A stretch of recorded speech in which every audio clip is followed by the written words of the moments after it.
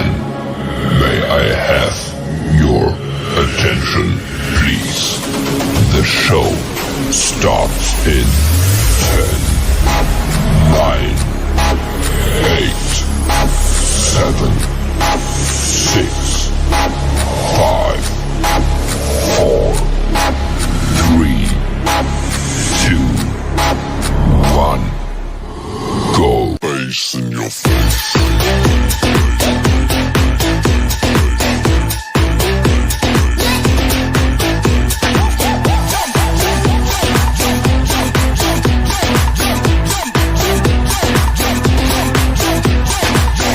What the hell is going on down there?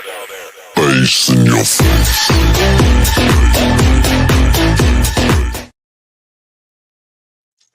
Hey guys, it's Mizzy, and I'm a mixed girl in a mixed up world. Welcome to the live show.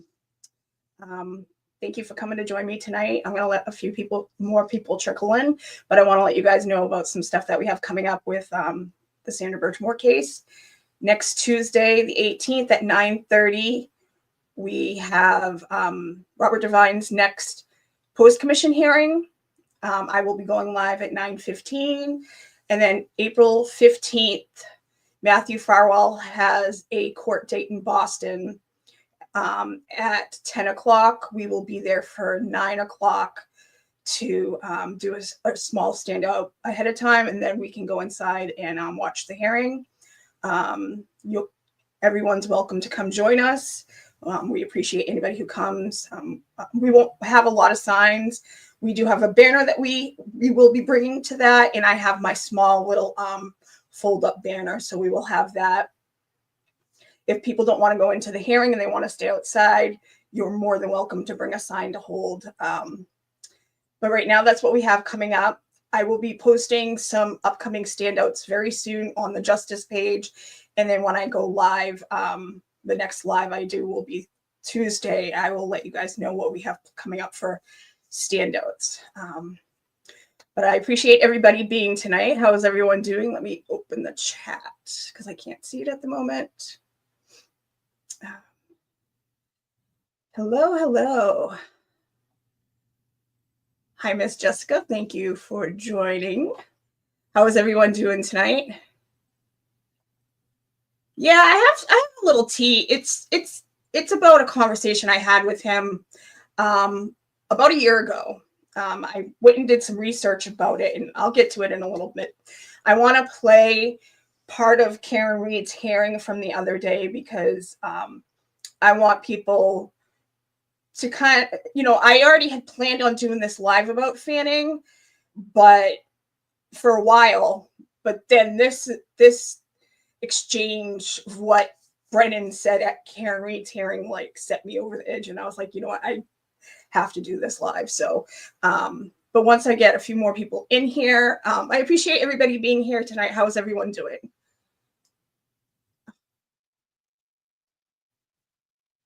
Thank you, Stacy Q. Mizzy is awesome. You guys are awesome. Thank you for being here.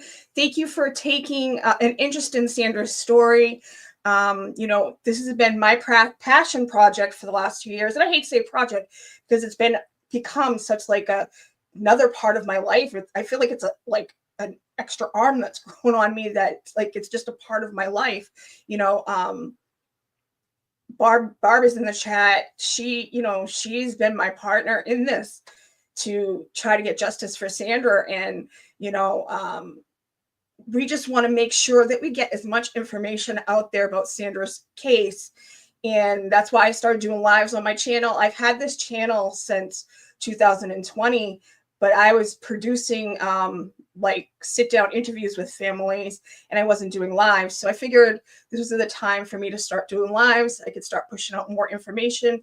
I could start, showing the hearings for the post-commission hearings and the civil case, because I knew that the Karen Reed hearing, I can't talk. The Karen Reed trial was coming up. So I knew all those creators who might have streamed those for us weren't going to be able to do that anymore. So I wanted to make sure that we were able to start pushing her case out on my platform a little more.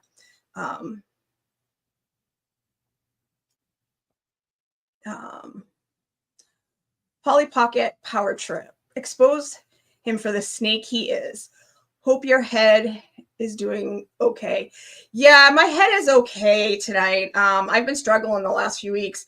I was supposed to get my Botox shots like about 3 weeks ago, but my doctor's office messed up and they put me on the wrong day. So I had to wait 2 weeks. So tomorrow I get my Botox, and a week after that, hopefully I'll start feeling a lot better. But thank you. I appreciate you asking.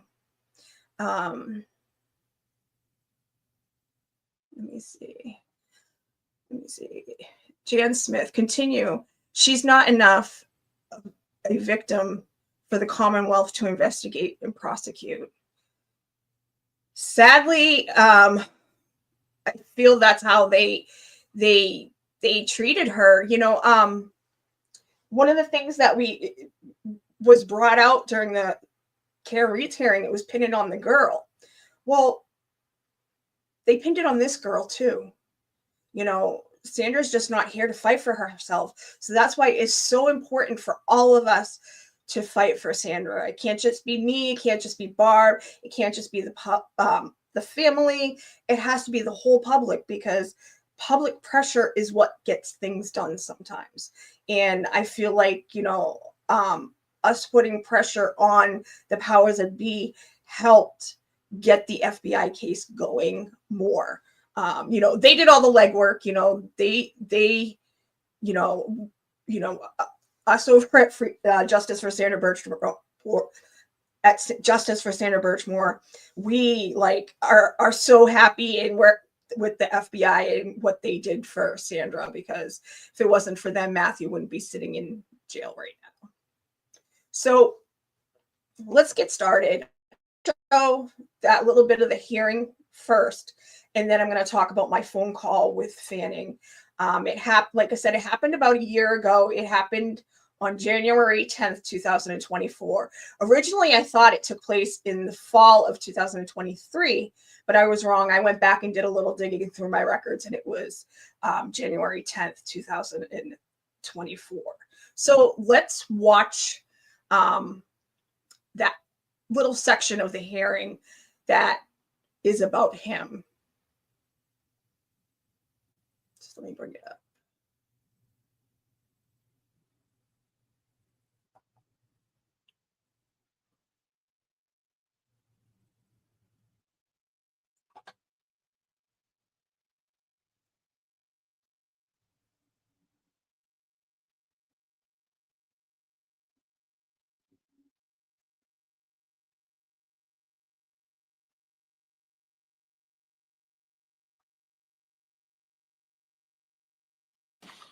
That the defendant and the attorney have.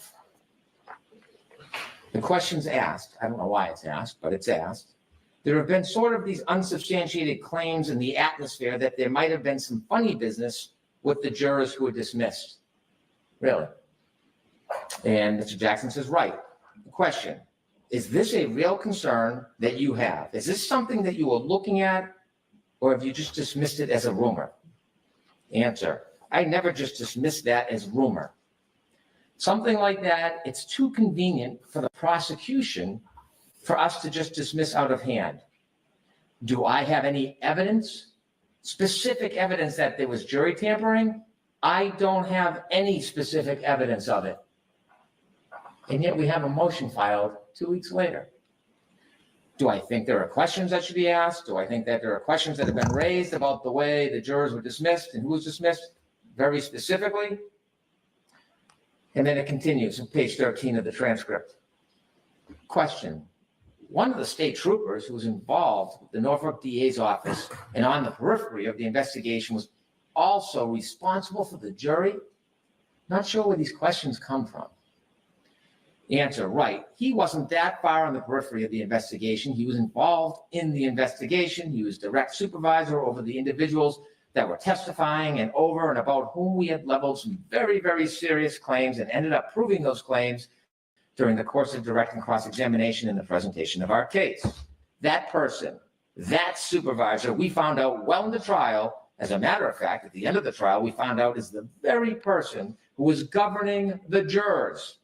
That's a question that should be raised. That is an issue that should be teased out. Should never, ever happen. That is the very definition of a conflict of interest. Question, is that standard in Massachusetts for just the I'm going to play some more, but the fact that Brennan doesn't even, he try not to be too vulgar. You know, it is a direct conflict of interest. Fanning was a witness in this case. He was one of the people who did interviews. He was on the witness list. I was hoping he was going to be called. Unfortunately, he wasn't. I'm hoping, and I bet he will be called this time. DA's office to assign whoever they want to be sort of, supervisor of the jury? Yeah. Is it standard in Massachusetts? I hope not. Never seen that in my life. But if I had a nickel for every time I said I've never seen this type in my life as it pertains to the Massachusetts justice system, the criminal justice system, I'd have a lot of nickels.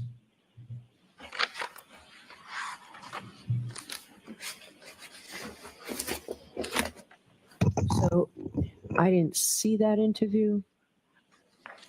I don't have the transcript. I'd like a copy of that transcript. Your Honor, I understand. I may be mistaken. We produced all of the exhibits to the court, and you should have a transcript. If not, I will get it to you immediately. Okay.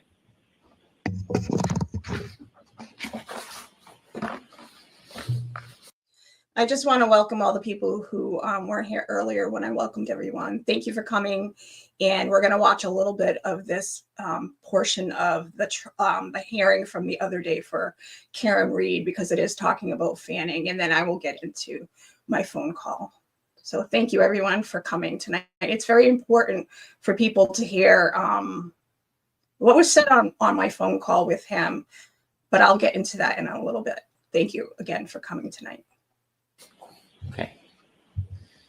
So after step one, finding a vehicle to plant the seed, and they did that very effectively, the next step is they have to identify a target. Who are they going to blame? Who's going to be the villain? In this case, a villain goes from anybody that gets in the way. It could be a soccer mom. It could be a police officer. It could be a good Samaritan. Anybody that crosses the path is a target. And now they decided they were going to identify Lieutenant Fanning. Lieutenant Fanning is one of the most conscientious, dedicated, admired state police officers in Massachusetts.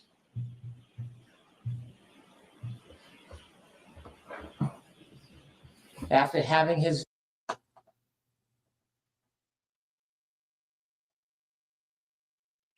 Clearly, he doesn't know about the Sandra Birchmore case, because if he did, he would understand that he is not the most respected police officer in Massachusetts. Those would be the dedicated FBI agents that put Matthew Farwell in jail. Those would be somebody like, Sergeant Burroughs, who stood up when he knew he would probably get fire from the other police officers and stood up and told the truth in this trial.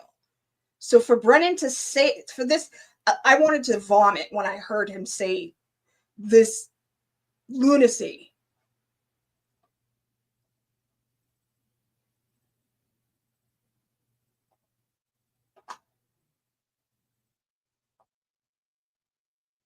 His name attempted to be sullied all over social media, attacking his integrity and his name. I can dare say that Lieutenant. Maybe I should just keep me next to it and just do it this size. I attack his integrity and his name all the time, Brennan. Maybe you should come see some of the interviews that I've done. Because after working on this case, the Sandra Birchmore case, for 2 years, And if you would take a look into the Sandra Birchmore case, you wouldn't be saying these words one bit about Trooper Fanning. Lieutenant Fanning is in a different position than many. His integrity is so reputable, none of that will break him or his reputation. But it happened. When you look at the motion filed by the defense in this case, and they found their target in Lieutenant Fanning, you look at this motion, page 15. It's important when they made this public pleading, getting back to my request for your honor the other day. You look at the bottom of page 15.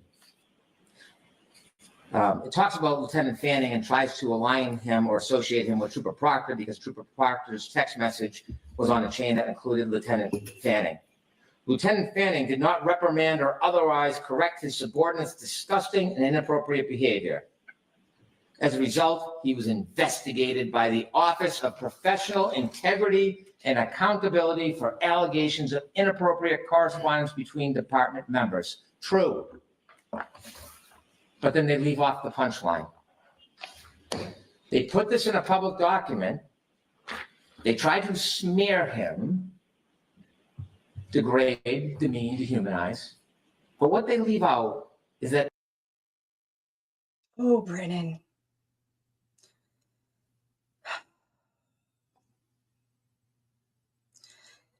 The fact that these words are even coming out of his mouth is just ridiculous, because that's what the Massachusetts State Police and your boy Fanning did to Sandra Birchmore. Because they made it look like she killed herself. Pin it on the girl. That's what they did to Sandra Birchmore. I can't watch any more of this because I'm going to get even more heated. But you guys understand where I was going with that about Fanning. It was because of that. I had already decided when for a while when they were trying to get the reports for Sandra that I should come forward, because Fanning's name has been out there a lot more for the last few weeks. Actually, should say the last few months. And I've been thinking about doing this stream, but when they asked to get the reports for Sandra's case, the unredacted reports, and then when they then within that time span, and then this hearing, I was already planning on I was going to do it last week, a show about Fanning. But I decided, I wanted to wait till today to do it, to get through the weekend. And I felt it was something that needed to be done. I spent the weekend really sitting down and going back over my conversation with him, because I wanted to make sure that I told everything that I could remember. So let me set the scene. So in August of 2023, we did a small standout at Michael Morrissey's office. And I had printed out flyers to bring with me, and I had everybody who was there write a letter to Michael Morrissey. On the back of the flyer, on the front, it gave a synopsis of what happened to Sandra. And the funny thing is, almost everything in that flyer was what happened to Sandra. So me and two other women, we brought the flyers in with all the letters on the back, and we brought them in, and they gave us the runaround. They said nobody could take them, so we left them with the secretary at the desk. And then I think this is why I thought our phone call took place in the fall. I believe in the fall, I called and asked, what was going on. I hadn't heard back, because I had asked to either get a call back from Michael Morrissey or to get a call back from an ADA. So didn't get a call back. And then I was thinking about it in early winter, and it happened on January 10th, 2024, that I was like, you know what, I'm going to call Morrissey's office and find out what's going on. They never got back to me. I do have to warn you, I'm going to be looking at my phone a little bit because I took some notes and I wanted to make sure that I remembered, you know, our phone call in its totality, the whole span of our phone call. So on January 10th, I called Michael Morrissey's office and I spoke to the woman at the front desk. And I asked her, I said, you know, I left some letters for Michael Morrissey and we still have not heard back. And she said, well, let me see if I can get somebody to call you back, which I knew she was talking out of her ass because it's what happened last time. And it's what happened when we dropped the letters off. Fun fact, the week that we did that standout and that those letters were done was the same week that Michael Morrissey released that.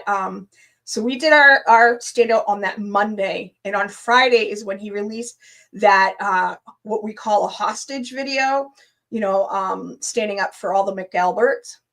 So, which I thought was weird because on Monday they said he was on vacation for the week. So I thought it was kind of odd that he was back in the office when he was supposed to be out for the entire week. But, oh well. So on January 10th, I called the office and she said, let me see if I can get somebody to call you back. And my phone rang and I was in the other room and I wasn't able to make it. And I looked at my phone and it said, Canton. Funny story is, for some reason, the phone call that had come in, it didn't register on my phone. So when I was looking at my recent phone calls, it was my phone call to Canton that I was seeing, not the phone call that had just come in.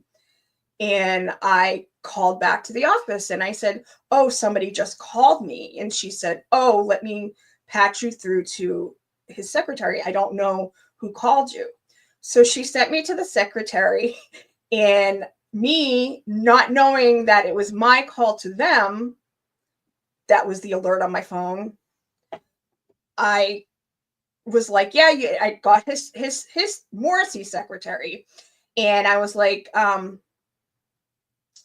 you know, you guys called me. And she was like, oh, we did? She's like, oh, what's this concerning? And I told her, I was like, you know, I run the Justice for Sandra Birchmore group, and we left flyers for Morrissey back in, in August.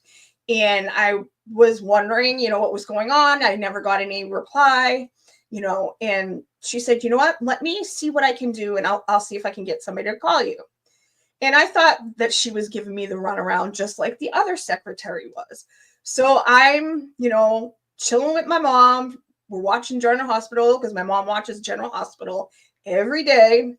And my phone rings and it says Stoughton. And I'm like, oh shit. I was not expecting a phone call back.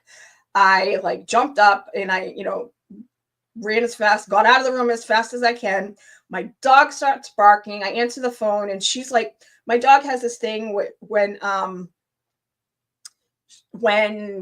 phone rings, a lot of times as we're starting to answer it, she starts barking. So my dog's doing that.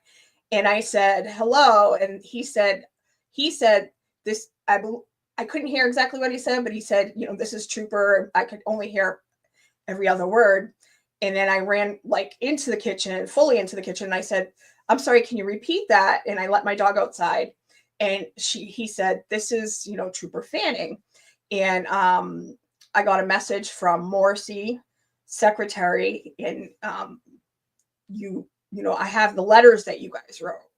And I was shocked that, you know, I was getting a call back. So I was a little off kilter because I was not expecting anybody to get back to me. I just thought it was, you know, them paying, you know, his Morrissey secretary paying lip service to me. And so I was a little off kilter. So I didn't take notes. But I've thought about this conversation over and over again. And over the weekend, I sat down and I told Barb it was like divine intervention, because it was like I just kept typing and typing because I remembered like I was remembering almost the whole entire conversation. There will be bits and pieces that I don't remember, but I got the gist of it down on my phone, in my phone notes. So that's why I'm going to kind of keep glancing down to check my phone notes. So I was shocked that, he was calling me. And he said, I read all the letters that you guys sent. We appreciate you guys taking interest in Sandra's case. But I do want to, tell you that the portion of her death has been closed, and it is considered a suicide. And I said, but I don't believe, I understand. I said, I understand that, but I don't believe it was a suicide. I think he murdered her. And he told me, no, trust me, basically, trust me, bro. He said, I have done this for a long time. I've seen a lot of, deaths, and trust me, it was a suicide. And I said, well, I don't agree. I don't think it was. I think he staged the scene. I said, he's a police detective. He would know how to set the scene. And his reply to me was, oh, he's not a real detective. And I was like, my mind exploded and jumped off my body. And I was like, what the fuck? Because you have to learn how to, work a crime scene when you become a detective. It's not like you just graduate to be a detective and that's it. They don't show you the ropes. So I was kind of thought it was odd that he was saying, oh, he's not a real detective. I mean, yes, he also said he's probably never been to a death scene. And I was like, that's kind of weird because I'm sure he has. But anyway, excuse me.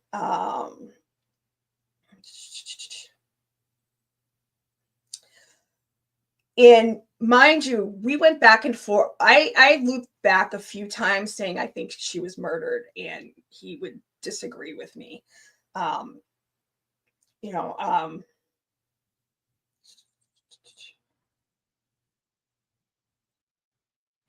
He told me that the portion of her case that was that had to do with her death was closed. They believed she killed herself, and so did the medical examiner's office. And I said, again, I don't believe she killed herself. I think she was murdered. And he said, well, that portion of the case is closed, but we still are looking into other avenues to, arrest someone. He said, trust me, these scumbags, and he referred to them, and especially Matthew, as a scumbag repeatedly. And let me kind of go back a little bit. Some things I recognized from talking to him, that he seemed like he was charming, and he seemed like he knew how to sweet talk people.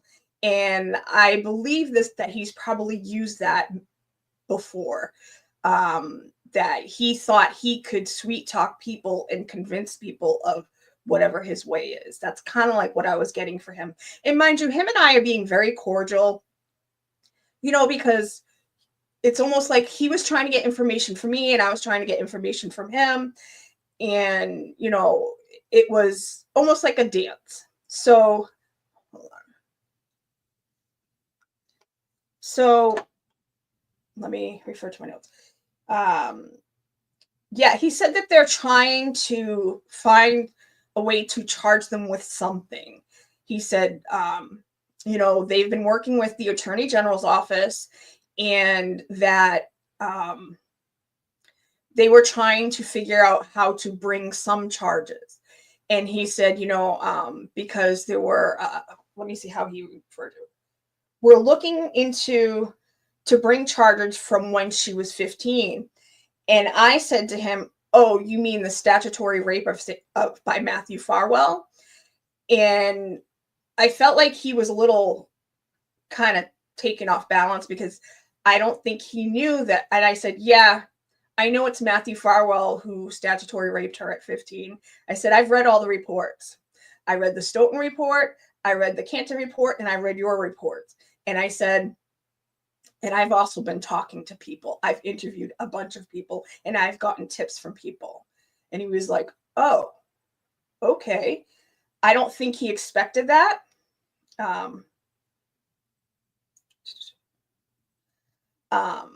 And so we start talking about basically the statutory rape charges. And he said, well, right now we're kind of stuck with that because, you know, she's not here to testify, but if we can get some witnesses to come forward, we might be able to charge him with that. And I said, well, isn't there a limit? And he said, of the time span. And he said, yeah. But with the Catholic Church issues that we had in Massachusetts, some avenues that have opened a little more. And I said, well, if I can get some people to come forward, I will see if I can. So I kept looping back saying, but I think she was murdered. And I did that a bunch of times. And I know I'm going to say that a few times just because that's what I said in the conversation with him. And I'm not, just so everybody knows, I'm not really looking at the chat right now because I want to make sure that I'm getting everything out properly.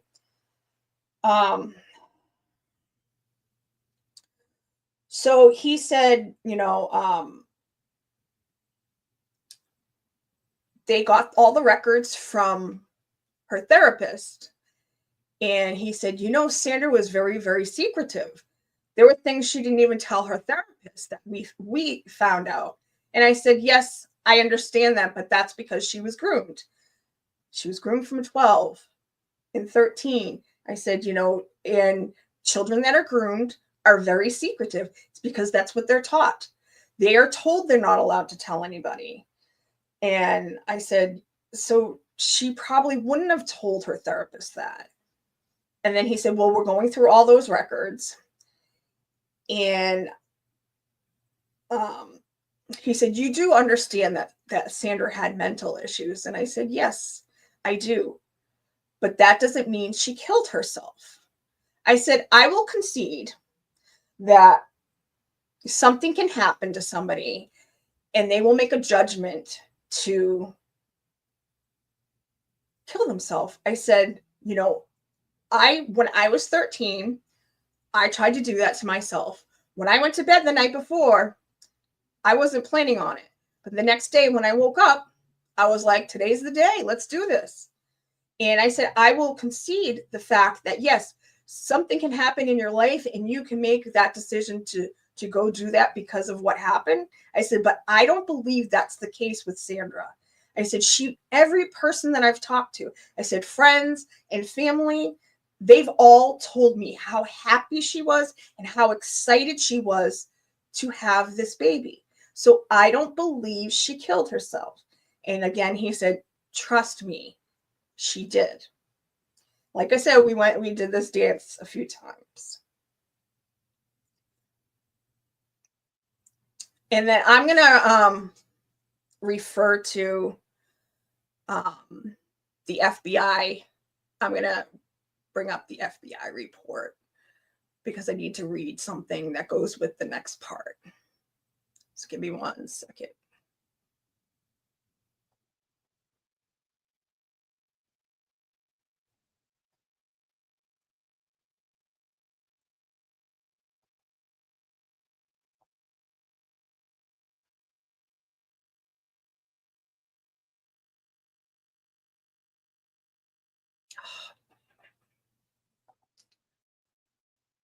Give me 1 second. Sorry, guys.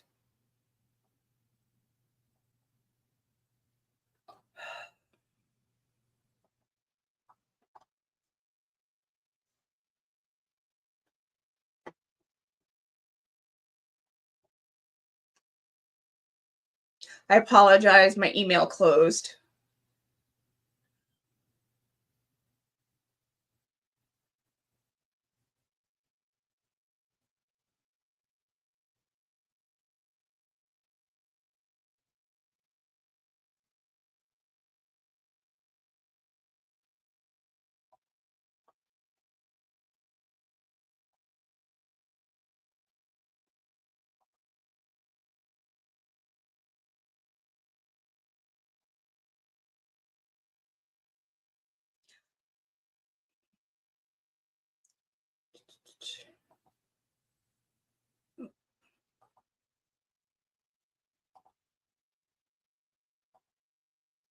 Okay.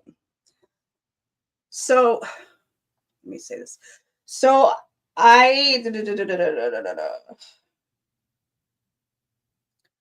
so right after we talked about this part gets me so mad.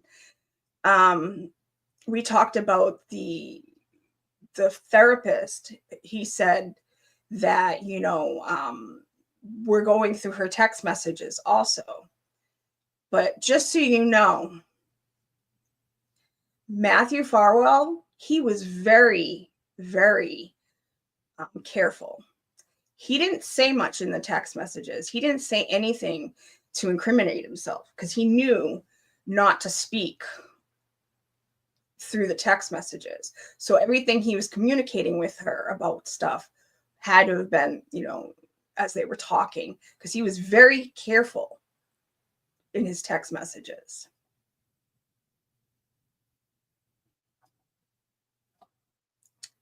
So let me read this. And I apologize. I told Barb that I would let her know that I was going to read this when it got to this part, in case she wanted to leave the room. But and I apologize because this is disgusting. The text messages I'm about to read. So now, remind me. I mean, to remember, he said he was very careful in those text messages, that Matthew Farwell didn't say much in those text messages. He didn't say anything to incriminate himself. He was very, very careful. And I do warn people that this is going to be gross. And I can't believe I even have to read these out loud. On February 11th, 2020, Birchmore and Farwell discussed the exact day Farwell took the 15-year-old Birchmore's virginity. Birchmore, I had butterflies. So bad the day you I had butterflies so bad the day you took my virginity. Farwell, me too. It was such a big day.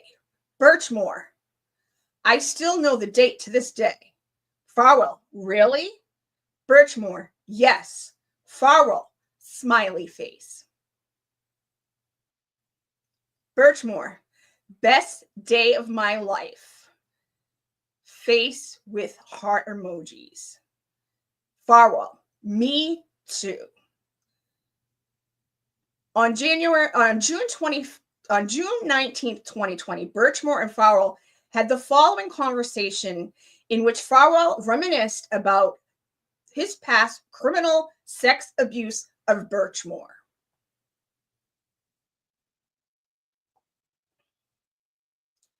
Birchmore, I'm glad you agreed to take my virginity. Farwell, me too.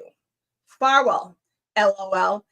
If I pushed, I absolutely could have fucked you without condoms from day one. Birchmore, probably if you really pushed it. Birchmore, I was kind of scared to say no in the beginning, not knowing how you'd take it.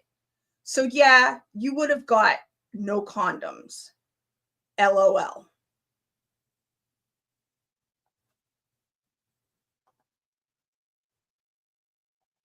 I mean, are you guys getting grossed out by now? Are you sick to your stomach?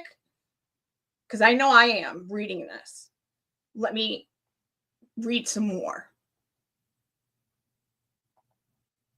Not that anybody wants to hear this, but these are careful text messages. They're very careful text messages. Nothing to incriminate Matthew Farwell in his text messages. Nothing at all. Or I should say Sandra's text messages. I should say Sandra's text messages because Farwell deleted all the messages off his phone. But that's not incriminating at all in the least. Not at all. Not at all. Not even just a little bit. I mean, I don't know why that wouldn't make an investigator say, there's something wrong with this guy. There's something up with this. On February 21st, 2020, Birchmore and Farwell reminisced about when they first became sexually active. Birchmore, I listened better back then, though. Farwell, I wish it had been a year sooner after helping you study in the library. So he wanted to hook up with Sandra at 14 instead of 15. But he was so careful in those text messages, wasn't he?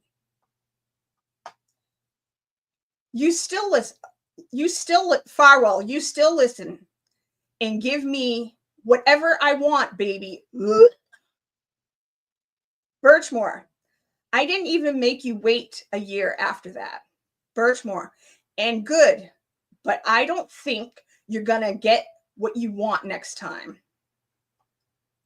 Farwell, of course I will. I'll just take it. Birchmore, that's what you think. Good luck with that. Farwell, what was the first day you said, oh my God, this guy, oh my God, I want this guy to be the first. I want to feel him inside me. Yeah, because these are Matthew Farwell. And I know, I'm sorry, I'm grossing everybody out. It's fucking disgusting. But I just want to show how careful Matthew Farwell was in these text messages. And I apologize if I'm yelling because I'm amped up.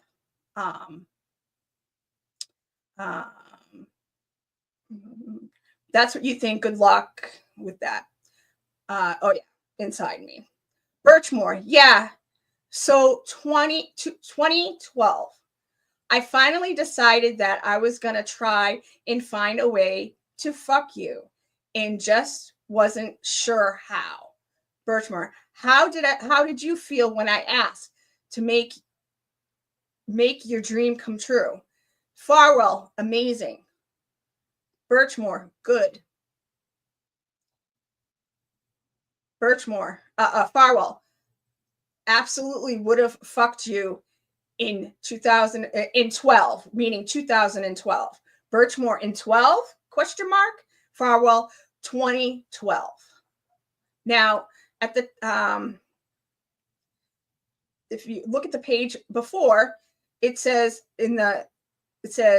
Birchmore was a freshman in high school from September 11th till June 2012. Like, so, as I said, because Matthew Farwell was very, very careful in those text messages.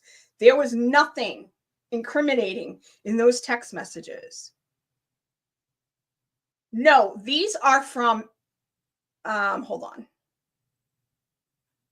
No, Joanne, are these from Fanning? No, they're the messages from Matthew Farwell to Sandra Birchmore. But Fanning told me when I spoke to him on the phone that he said that there was nothing incriminating in those text messages. There was not much to see in those text messages. And I knew he was obviously lying, but I didn't know to the degree that he was lying. Because any investigator who saw those text messages and had the nerve to say that they weren't incriminating, there wasn't much in those text messages, he was very careful, they need another job. I mean, I know we all feel that anyway, but yeah, nothing to see here again. Nothing at all. Look away. Nothing to see here. Excuse me. Apologize. I drank some Mountain Dew. Why hasn't there been charges by the state? I mean, I don't think there are going to be charges by the state. The only charges I think the state will file is they're trying to get them on time theft, so larceny charges. Those are the only charges I believe the state will ever charge Matthew Farwell with.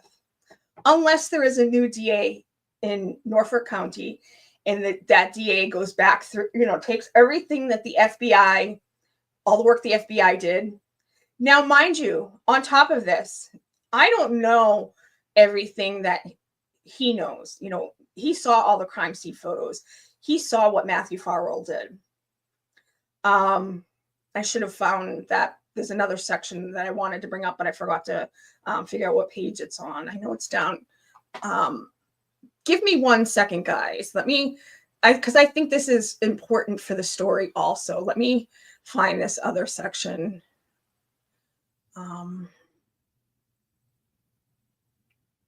There's a lot more text messages.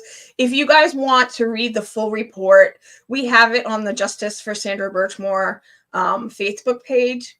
At some point in the near future, we will have them up on the website. Let me see. Let me see if I can find what I'm looking for. Okay. Autopsy. Let me bring this up too.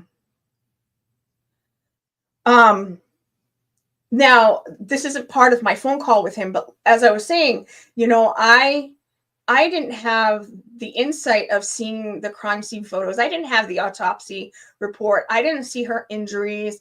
I didn't see, from what we were being told, which, we didn't believe. We were told there was no struggle. We were told there was nothing to indicate that somebody else did this. But I want to bring this up, and then I'll continue on with my story about my phone call with Fanning. Yeah, hold on. Give me 1 second. Barb is in the middle of working on getting those reports on the website. Let me see. Yes, as Barb just said, yes, she's working on getting them on the website now. Hopefully she'll get that up soon.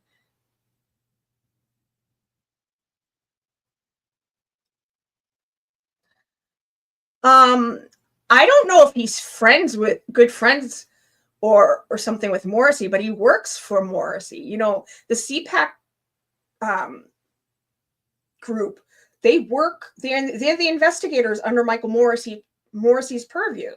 So he's their boss. They work for the Massachusetts State Police, but the CPAC unit, works under Michael Morrissey. So he's their boss. So, and the thing is about Fanning, Trooper Fanning is from, give me 1 second. Trooper Fanning's from Stoughton. He's a former Stoughton police officer. He worked in that office with Robert Devine before he became a state trooper. He worked there when the Farwell brothers were going through the Police Explorers program as teenagers. So he probably had interaction with them as kids. And then, Matthew was a head of the police, the patrolmen's union, and he was also a detective. So he probably had interaction with the Massachusetts State Police CPAC unit. They would have to investigate cases and hand them over to this unit. So I'm not saying they were besties, but they knew each other. So what was I bringing up? Oh, yeah.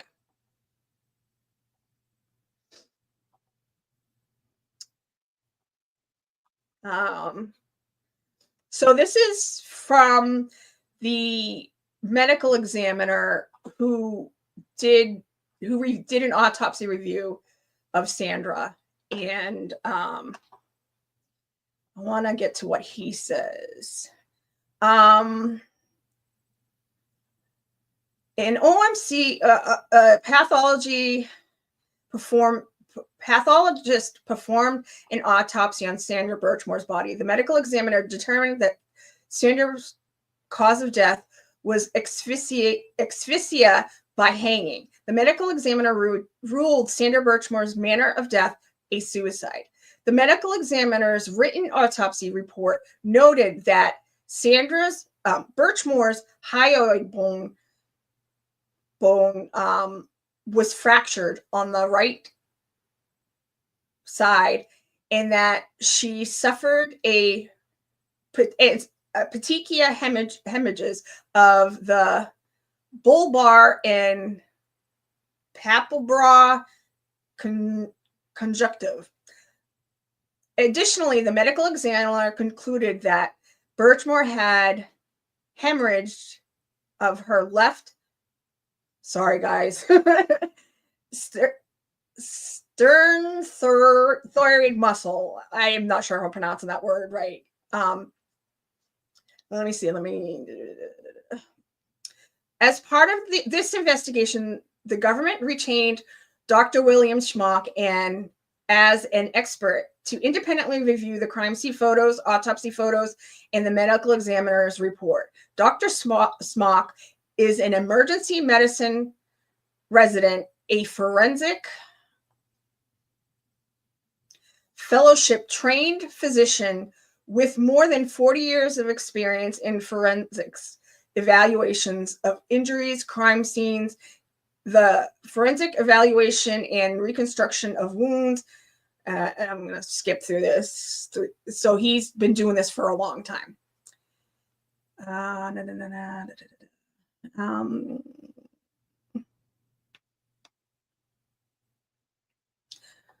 Basically, he's been doing this for a long time.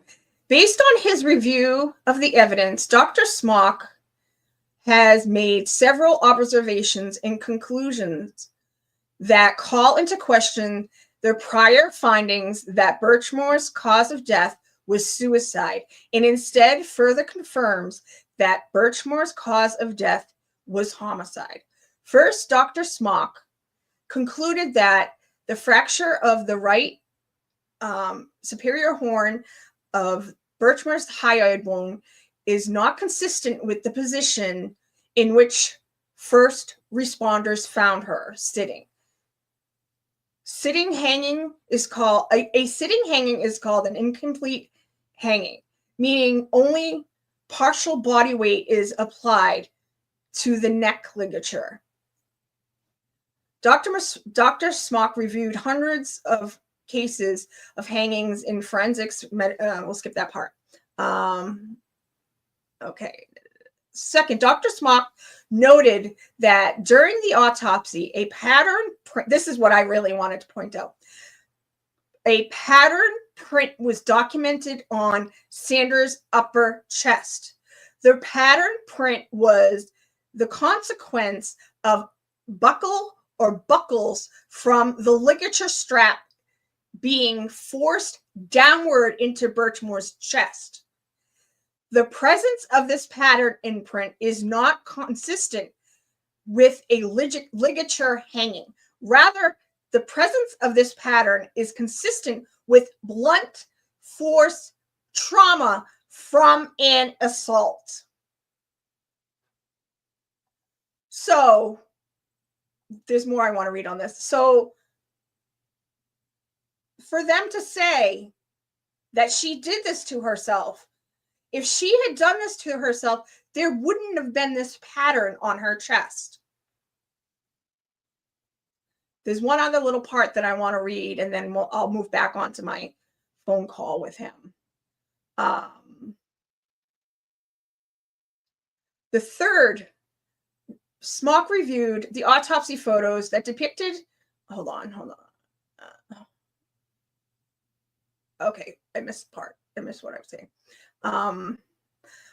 Blunt force trauma from an assault. When the first responders found Sandra's body, the buckle responsible for the imprint was observed just below her right ear. However, the location of the imprint on her chest is not consistent with an incomplete ligature hanging. So basically, how could she have these two imprints on her in different locations if she did it herself?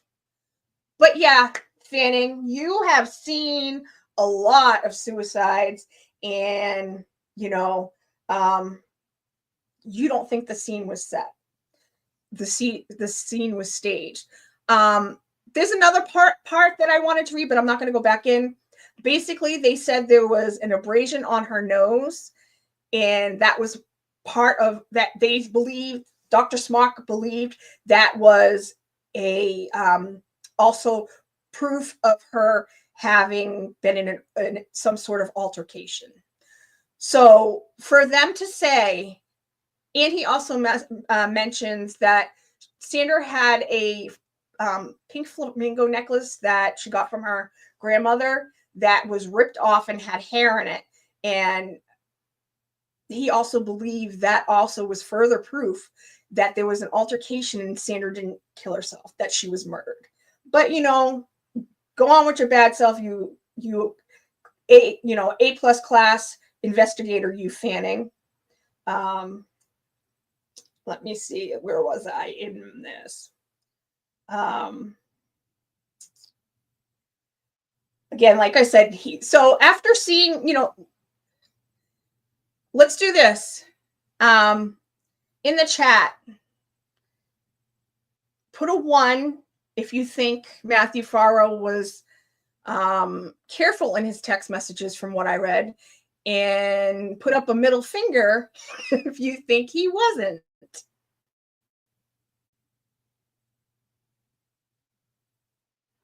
Come on, let's see those middle fingers.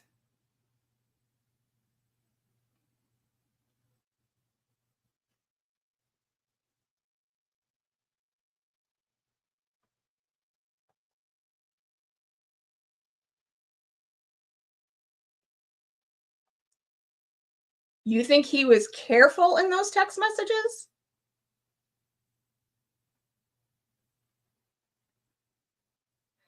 No, guys, I want you to put a 1 if you think he was careful in his text messages. I want you to put up a middle finger if you think he wasn't careful.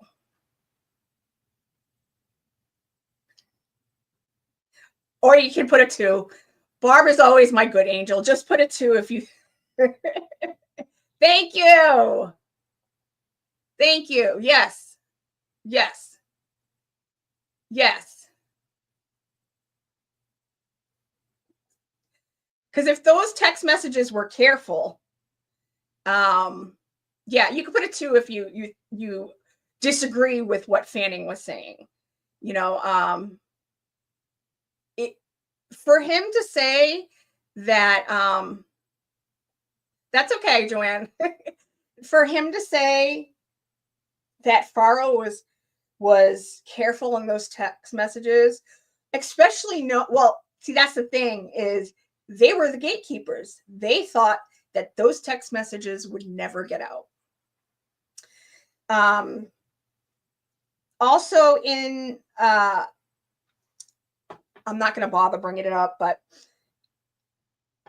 in the Massachusetts State Police report, Fanning is the one who says he did the analysis on those text messages.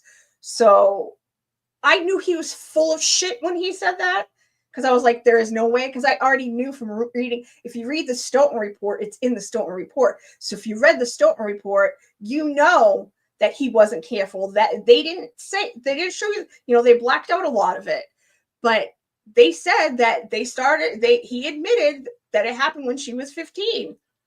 So it is ludicrous for what he said to me.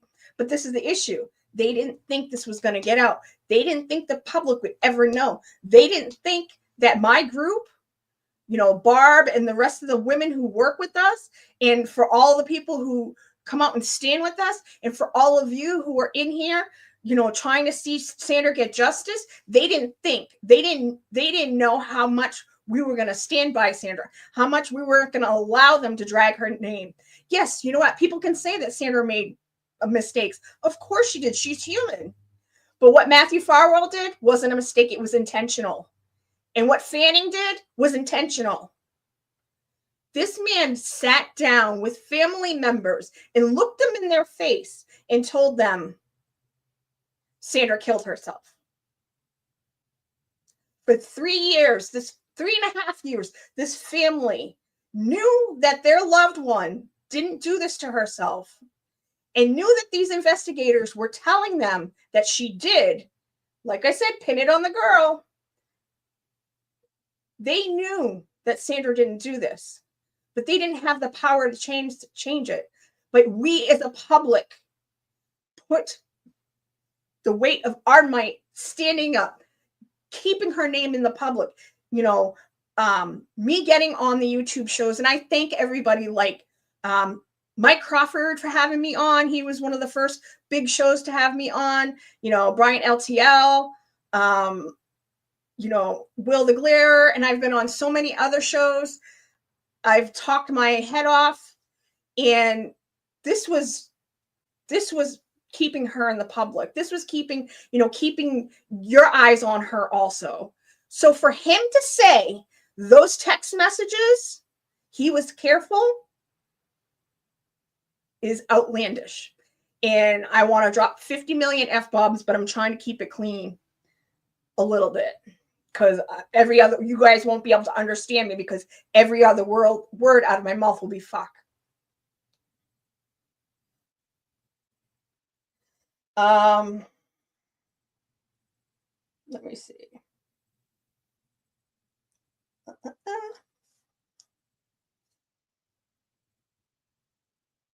Like I said, when he said the part about the text messages, another time I was like, what the fuck in my head? But I kept my cool because I wanted to see what else we could get from each other.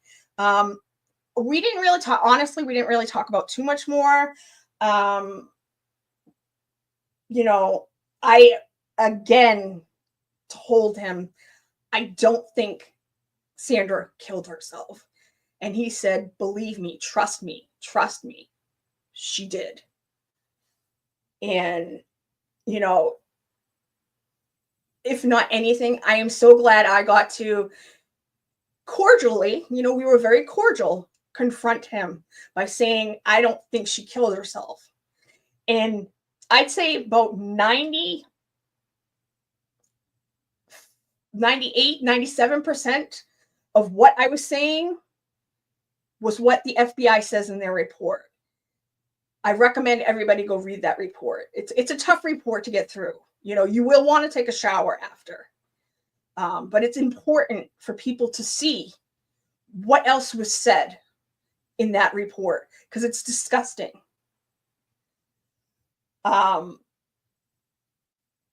We talked about how we were about to have a standout coming up. And I said, you know, if I can get any information to you guys, I would.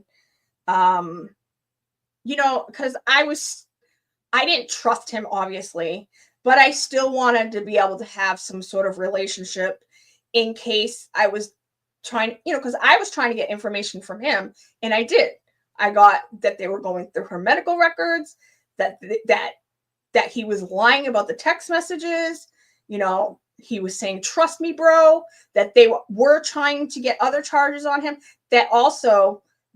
and this was before it was reported in the news that the Attorney General's office had the case also, or had a portion of the case, which is, I believe, the larceny case. We left it kind of there. He said he would text me his phone number in case I had any tips. And I told him if, you know, I said I would make a post on our page, which I did. If anybody has any information, you know, here, you know, let me know. I can get you in touch with the investigators. Of course, nobody came forward because they didn't trust the Massachusetts State Police under Morrissey. Nobody did. But I felt like I needed to put it out there. And we, you know, parted ways. So that's my story of me talking to Fanning. And I just wanted to make sure that I had shown you guys the proof of his lies, especially those text messages, and especially of what was done to Sandra and what her body looked like, and what those investigators who walked in and saw her body, what they saw, and the lies that they were telling about Sandra, and how her family had to fight for her, how how I had to create a page to fight for her, how her cousin Barb stepped up with me to fight for her. And for us to, we went on this campaign to get her story out there. We shouldn't have had to do that, because these guys, when they say, that they didn't have, when they closed it and they said they don't have enough, well, they had the same information the FBI did. They saw the scene.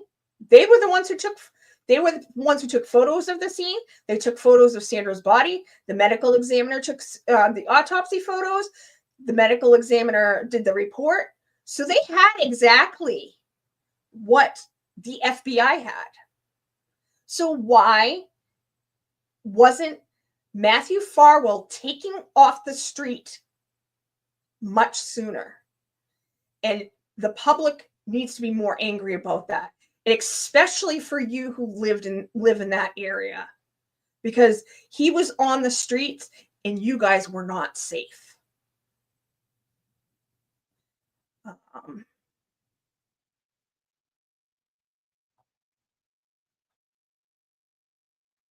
Yeah, I've always kind of been like this.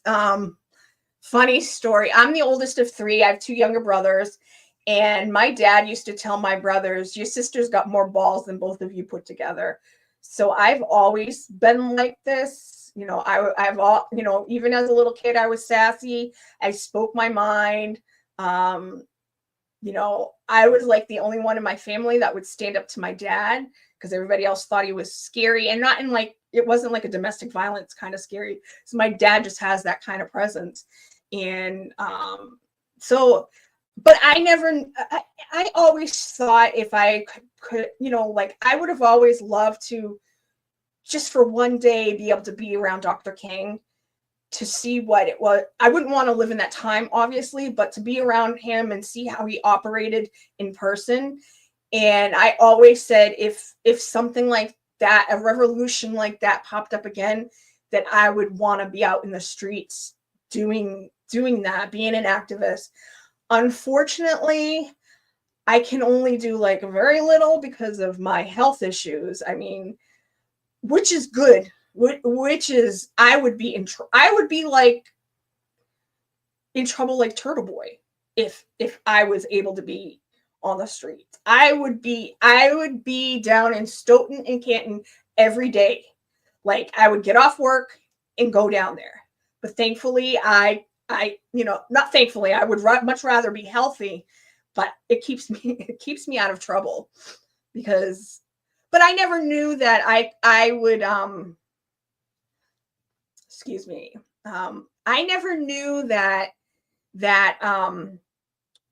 I could fight like this for somebody I didn't know. I never knew that I would end up doing this. I never knew that,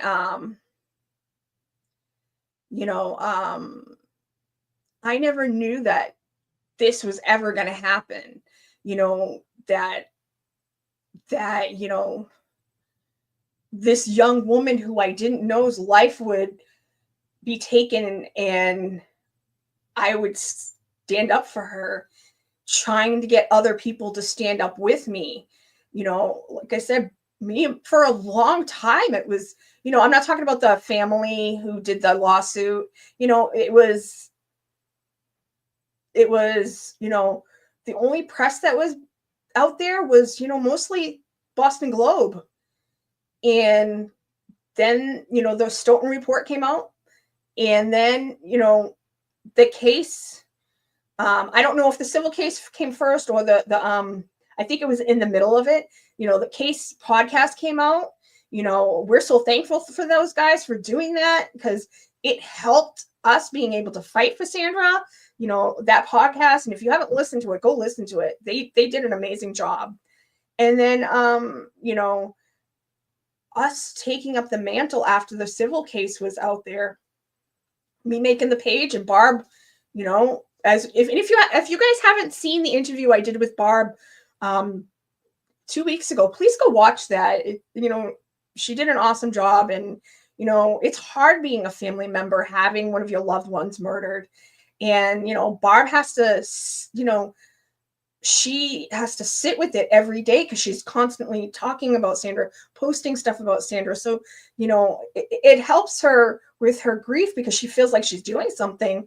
But, you know, it's hard as a family member when a loved one is murdered. So I feel like that, you know, we took the baton, and I wouldn't say me and Barb ran, maybe like quickly waddle, because Barb and I don't run. Not anymore. But, you know, and you guys are part of this too. You know, yeah, I mean, I would love that, to sit down and have a conversation with him. I don't know. I mean, I'm a small creator, so I don't know if he would come on, but I would love to talk to him or Dave about it, because, you know, Dave was a big part of the case podcast too. I didn't get a chance to meet him at the last hearing because we were talking to the press, and I'm hoping I get to talk to him this time, the next hearing on the 15th. So if you guys are in the area, you know, and you please come join us at a standout. You know, we would love to have you there. You know, just grab a piece of you know, you don't even have to go to the store. You can just grab a piece of cardboard and write "Justice for Sandra Birchmore." You know, with activism, it doesn't have to be this polished, perfect sign. Just being there to stand up with us, you know, means so much. You know, interacting with us on, you know, me on X, and, you know, Barb on the website, and us on the Facebook page, you know, watching these, and, you know, Jessica, and thank you to my mod, Jessica. She's awesome. You know, Jessica rocks, and, you know, Barb is in here, I think, still here. You know, just, you guys are a part of this too, getting her story out there. You know, tell a friend. You know, if you're free Karen Reed and you have friends that don't know about Sandra's case, hey, do you guys know? You know about Karen's case and John O'Keefe's case, but do you know about Sandra Birchmore's case? That helps. We need to keep Sandra's case in the eyes of the public, because right now there's a lull, and there's more than just Matthew Farwell. There's the rest of the guys, you know, his brother William, Robert Devine, and anybody else there was, because there were people. There was a military recruiter. What's his name? My brain is like, the animal control officer. My brain is like, I know it starts with an H. My brain is not working at the moment. You know, we need to keep putting our story out there as much as we can. And, you know, as the public, you guys are a part of this. And I appreciate everybody who's come out to listen to the story. And, you know, make sure you like, subscribe if you want to help get Sandra's case out there more. Again, for some of you who weren't here at the beginning, next Tuesday, the 18th, there is a hearing for Robert Devine at 9:30. I will be going live at 9:15. So if you want to come and watch that, you can. If not, watch the replay. You know, and shout out to all the replay crew, because you guys mean so much to me too. You know, why don't we go through some questions? There's Barb. You know, and I know you guys wanting to know Sandra's story, it means so much to her too. You know, for a long time, the family was silent because they were waiting for the report to be done. And then they were silent because of the civil case. And, you know, when Matthew was arrested, it kind of opened. Yes. Thank you, Barb. My brain just was not. I could see his face, but I couldn't think of the name. Joshua Heel. He's the animal control. He was the former Stoughton animal control officer. Yes, I do. It's I think it's in my description of my channel. I believe it's in there. Okay.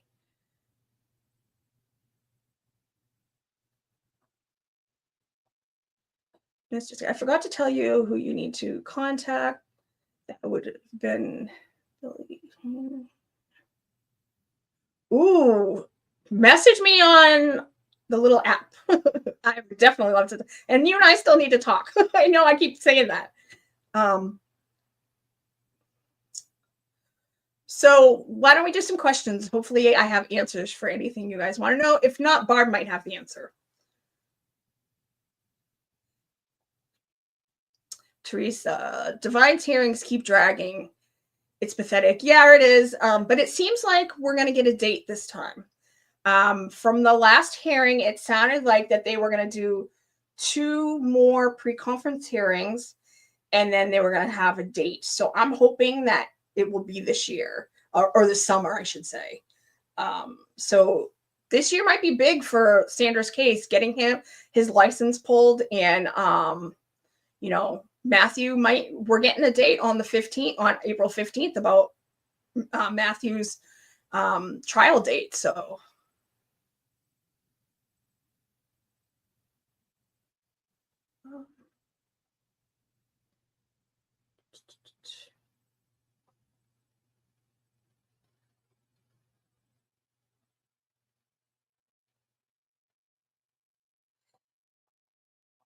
let me see.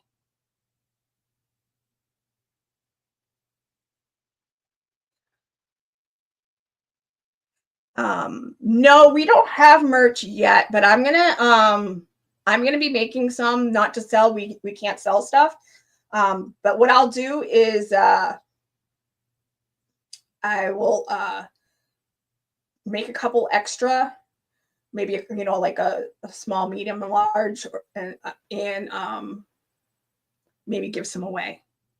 We're not allowed to sell anything at the moment.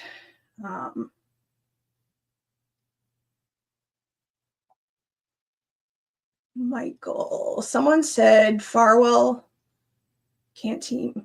Someone said Farwell's canteen money, or whatever is called, is all donations from the McGovern.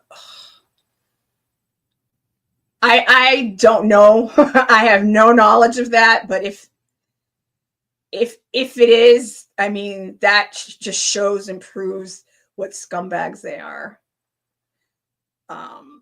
I do not know anything about that.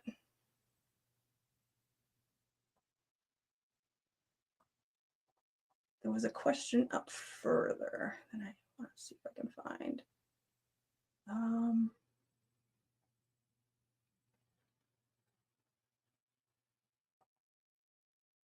Thank you, Lulu Bell. We love you, Mizzy.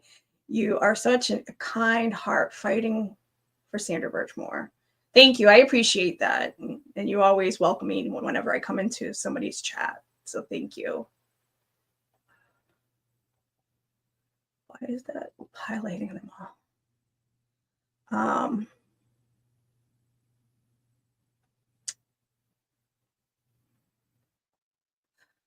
Let me know. Well, there are a few ways that you can help, you know, messaging the medical examiner, messaging the attorney general. We can't take our foot off the gas. You know, we need to keep letting them know that we're not letting this go. If you live in the area, I don't know if you do, but anybody else, again, you know, when we do standouts, come to Matthew Farwell's hearings so we can show Sandra support. We want to fill that courtroom, even if it's just a status conference hearing. And that's what this next one is going to be. It's going to be a status conference hearing. And we most likely will be getting the date. The judge told them that they needed to find a court date, an acceptable court date.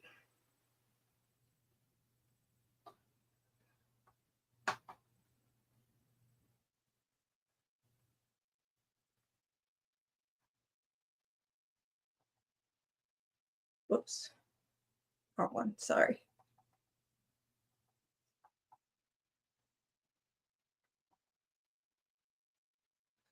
My question from earlier, are you safe, Mizzy? Do you feel safe? Yeah.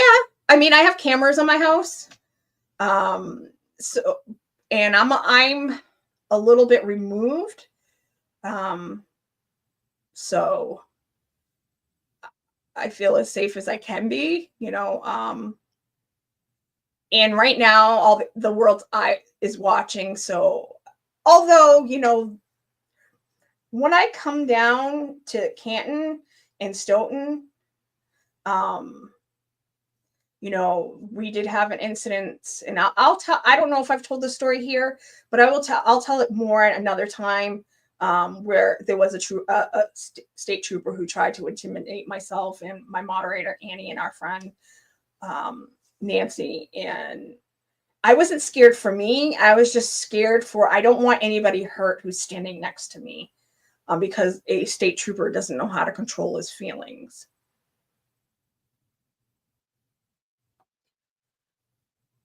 Memoria. Oh, let's see. When Brennan gave all those compliments about Fanning, he was speaking on behalf of the Alberts. Well, yeah, because they're sticking up for him. But it was also just because he works in that office too. And also it was a way for him to go back at, the defense. So it was a combination of things. It was still disgusting to hear. I know the feds have Farwell, but his brother Divine and others have to be charged by the DA, right? Well, if excuse me, if they can come up with a criminal conspiracy, I mean, Sandra was trafficked. They were passing her around. That's trafficking. She was being introduced to other men. That's trafficking. So if they can come up with for a conspiracy, the feds can charge them because they handle trafficking. But yeah, the DA should be the one to charge them. And as we see, they don't like to charge them. And, Divine had another case before Michael Morrissey's office, and he wasn't charged for that. Divine should be in jail right now for what he did. I was going through the Massachusetts State Police report, and that report was in there. I'll put that on our Facebook page. He had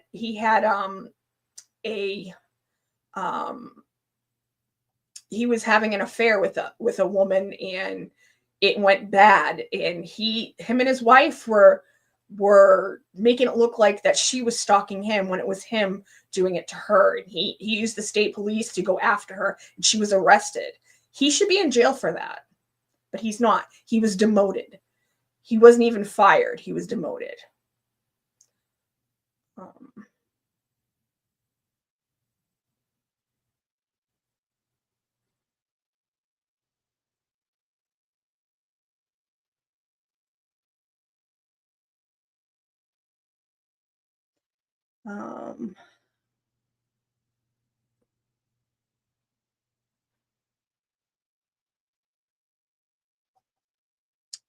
Thank you for demanding justice for Sandra Birchmore, Karen Reed, and Officer John O'Keefe. And don't forget, just en route, what happened to him. That was investigated by this office, the same investigators, Fanning,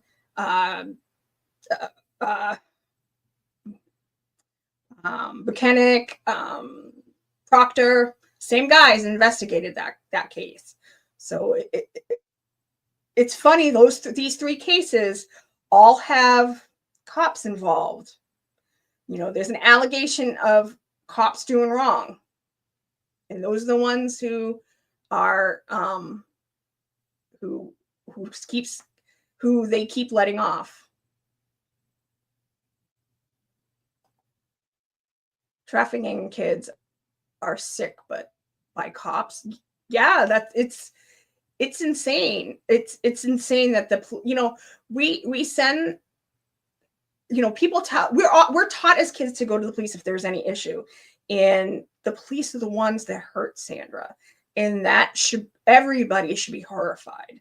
This shouldn't be, if it's true about what somebody said earlier about them filling up his commissary, that's disgusting. Like, for what he did to Sandra, that's disgusting for anybody to stick up for him or do something for him. What do you think about Karen Reed's look at Brennan? Oh, I love that. If I didn't already close the window, I would bring it up. That was the best. For those who didn't see it, I don't know if Barb, you watched that, but I know most of you follow the Karen Reed case, not everybody. But when he was describing going through all those compliments about Brennan, Karen Reed looked back at him and just gave him this look, and then looked at her brother, and then he glared at her. It was great.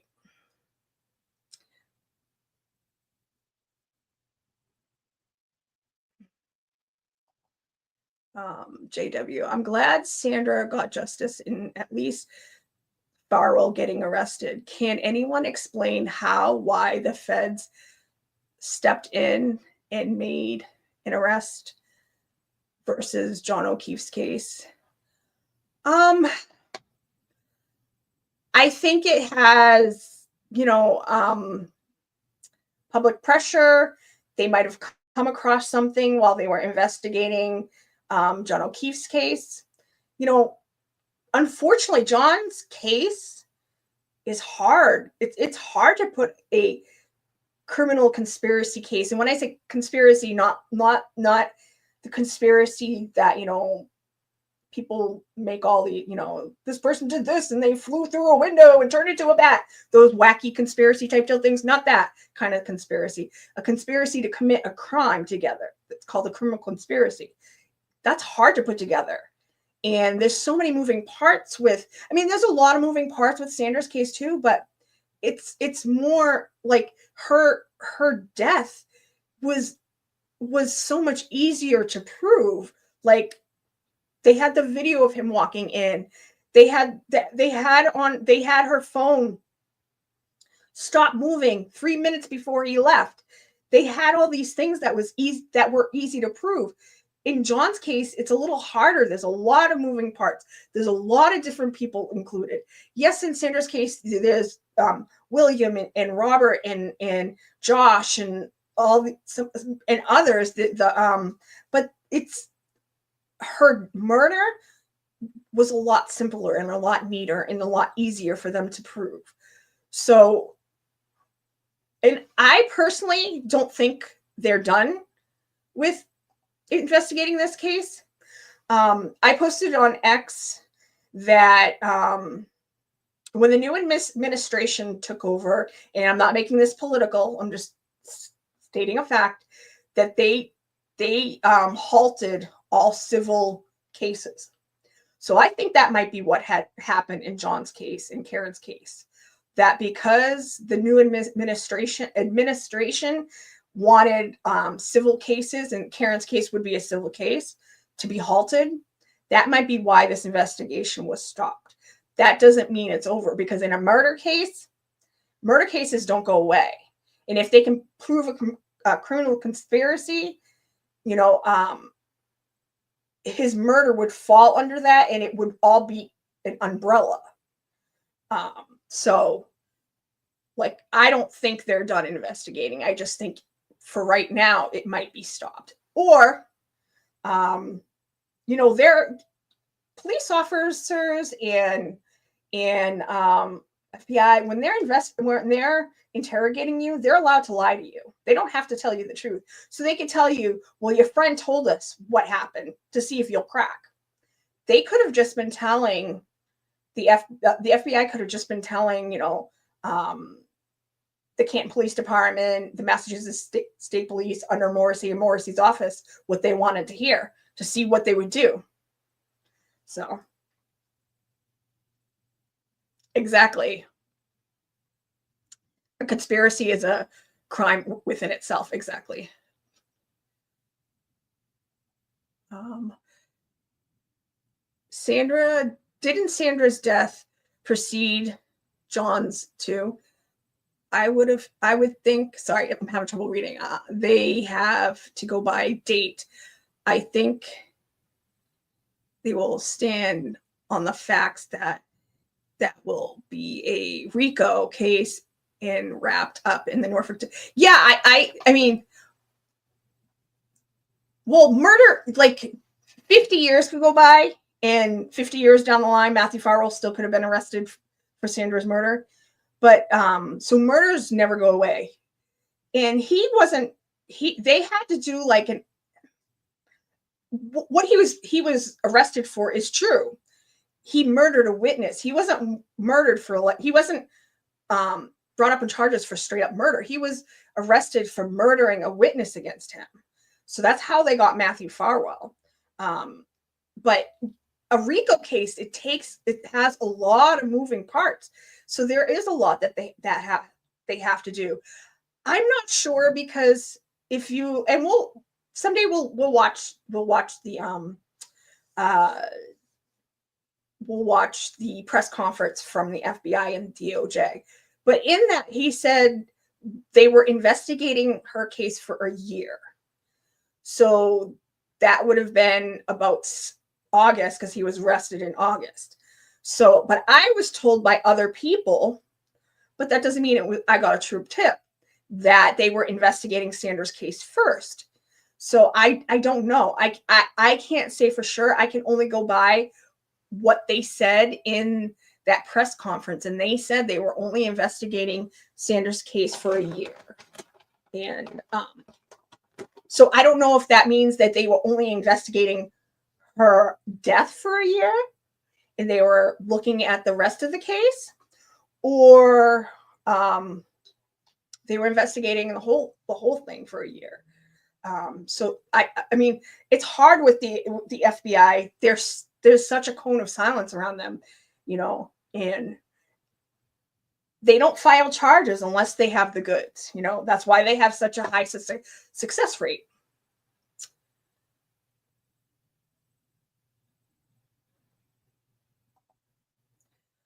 Thank you for bringing light to Sandra's case. You are a warrior for truth and justice. Truly admire your courage and strength. Thank you. I appreciate that. But it's not just me. Sandra's cousins in the chat, Barb, you guys for, being willing to come watch these shows. It's all a community doing this. I mean, yeah, I'm the face, but there's a lot of moving parts and a lot of people behind the scenes that do a lot, and I appreciate, everyone who's helped, get Sandra's case out there.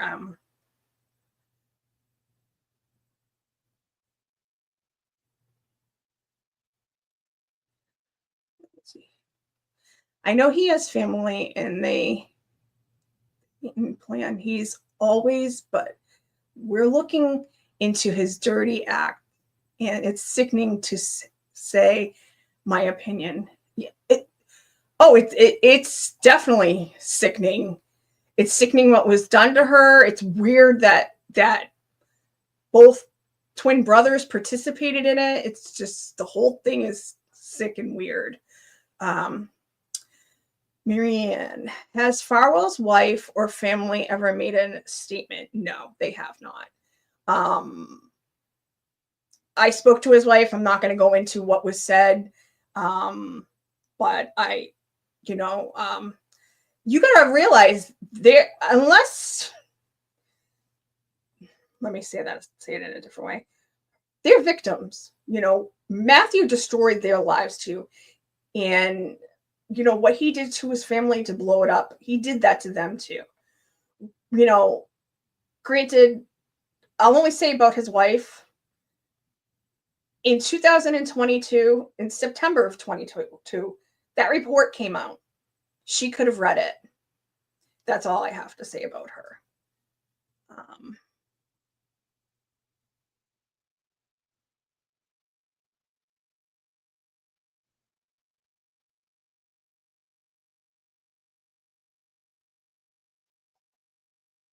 Oops. Yes, like Miss Jessica said, thank you for being here. I appreciate everybody coming and watching this. I needed to expose some of the lies that Fanning was telling, especially since Brennan had the gall to go in front of the public, in front of the world, and say in that hearing that Fanning was this amazing, an amazing guy, and it's furthest from the truth. Because if he was that amazing of a guy, they would have put Matthew Farwell in jail a long time ago. The thing is, it's like, we knew what he did to Sandra, and it started when she was a child. And as you heard in those text messages, he wanted to do it before, when she was like 12, 13. So that means he would do this to another child of the same age. This man was left on the streets for 3.5 years. In the Massachusetts State Police CPAC unit under Michael Morrissey, they should all be ashamed of themselves, because they allowed this man to walk free for 3.5 years, and the FBI had to come clean up their mess. You know, it just makes me so angry, and everybody should be angry about this, that he was on the streets for 3.5 years. Yeah, makes my blood boil also.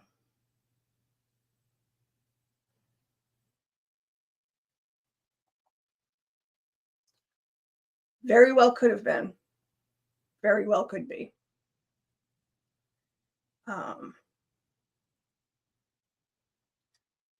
Does anybody else have any other questions? Is there anything else you want to talk about? And you have that you want, any aspects of Sandra's case that we could talk about?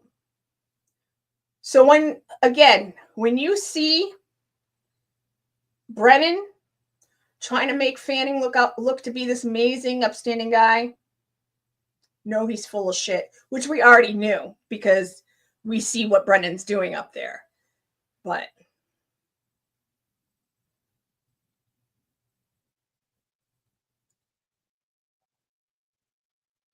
I wonder if he's singing in jail. He's actually, I met a former CO that worked at his prison, or jail, I should say, and she said that he goes, takes a shower, and then goes back to his cell. He doesn't even go work out, doesn't do anything. He just wants to go sit in his jail.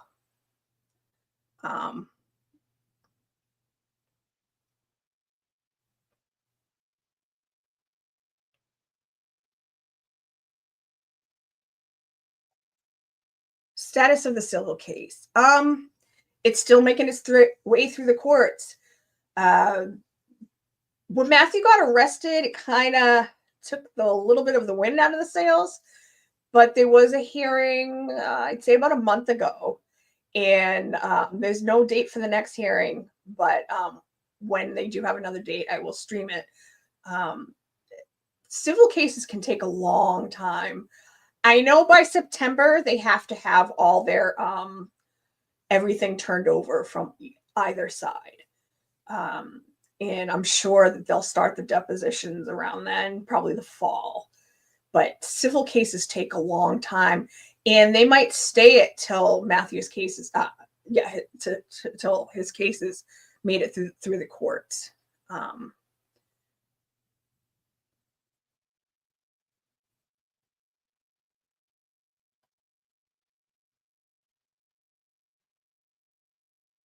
Oh no, don't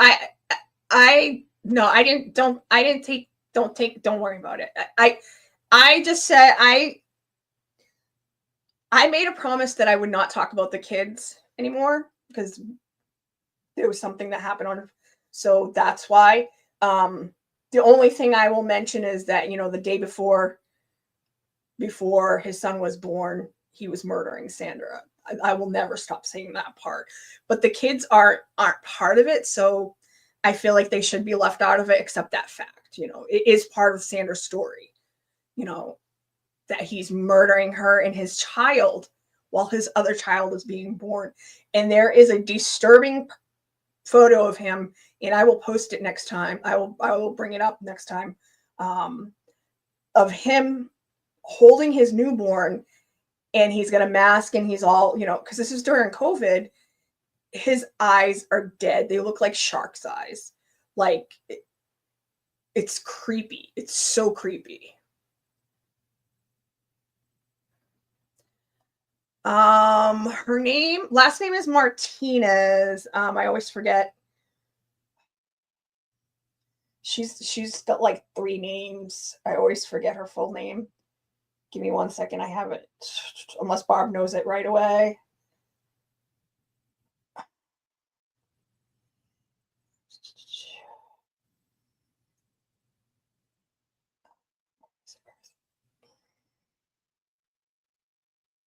Her name is, where is it? Maria Del Mar Copa Martinez. It's not the same one as John's.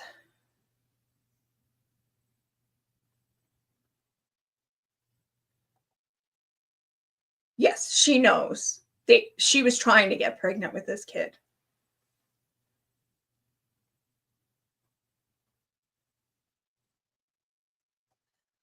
I'm not sure. I had some setbacks because I was sick for 2 months. And then now he's working with the defense for Karen's hearing. So I'm not sure when that's going to come out. I do have to contact him and let him know next time I'm coming down. I'm not sure yet. Hopefully we can. I don't think there's much more that we have to film. We had just had one section we were supposed to film, and snowstorms, and I was sick. Me being sick so long, I was barely able to come down for for Matthew's trial and Sandra's anniversary. So, but hopefully it'll be out this year.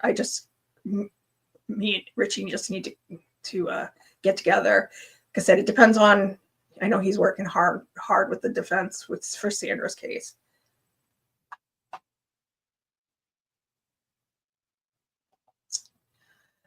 That medical examiner is a piece of work. Check out the it's not the same medical examiner from that, or you just mean the medical examiner's office. I do know that there is a case where, and I can bring that up next time too. There's a case of this woman who, I believe her name is Megan. Her child had passed away, and all she wanted was the paperwork. And she waited for like years to get the paperwork because this woman wasn't capable of finishing the autopsy. And the actual physical autopsy was done, but she had to, finish her report, and she was incapable of doing that. And I know one of the excuses was that both of her parents had died. She died, but if that's the case, she was not capable of working. She should have never been doing autopsies. And I gotta look again. I don't know when, like, where with Sandra's autopsy where it fell. I don't know if they were close together. I think they were a couple years apart, but still, the fact that this woman was doing autopsies when she, yes, you got to feel for her if both of her parents died, but the fact that she's doing autopsies and wasn't capable of doing it, that's not good for the public.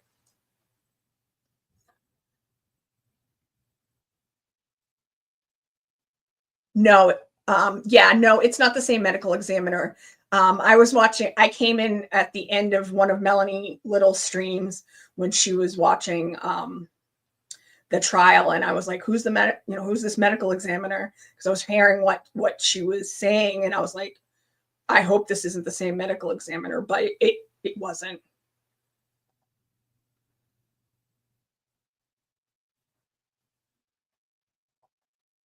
You're welcome. You're welcome. That's why we're here. That's one of the reasons why Barb and I do what we do, because we needed to correct the record with a lot of stuff that happened with Sandra, because she was sleeping with multiple officers. A lot of public thought that she was just a badge bunny, that she just slept around with officers, and in Sandra's case, that's not what was going on. She was a young woman who was groomed as a child, and that's how, these relationships were fostered, and how she was able to be manipulated and abused. It wasn't because she just wanted to sleep with all these officers. No, that wasn't the case with Sandra. Yes, there are some women who are like that they like to date police officers or firemen, and they, that's why they call them badge bunnies, but that's not Sandra's case.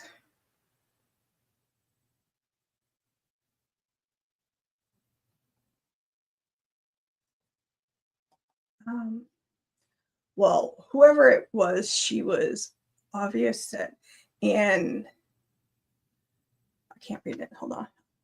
Obtuse, and I would say hateful. Yeah, I was shocked at what I was hearing when I need to go back and watch that whole trial. I know it's only a couple days, so I need to go watch that Peggy's trial. But I was like, my mind was blowing when I popped into her chat, and like, I was hearing what that medical examiner was saying.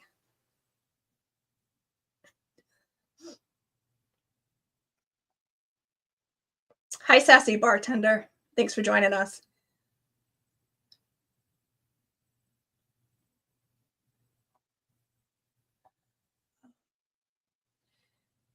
I got a magnifying glass, but I forgot to bring it up, so it just connects to my thing, so I can put it right in front of there, so I can read the things better. Sometimes I can read them better here, and sometimes I can read them better here.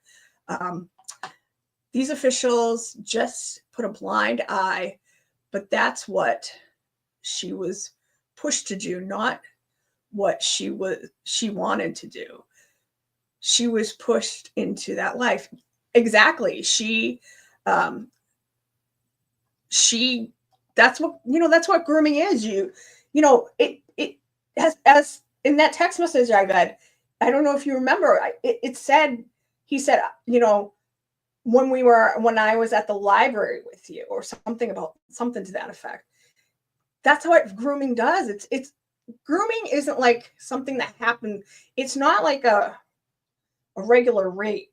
It's this slow building a relationship, and they take their time, and then they start abusing you. So it's like,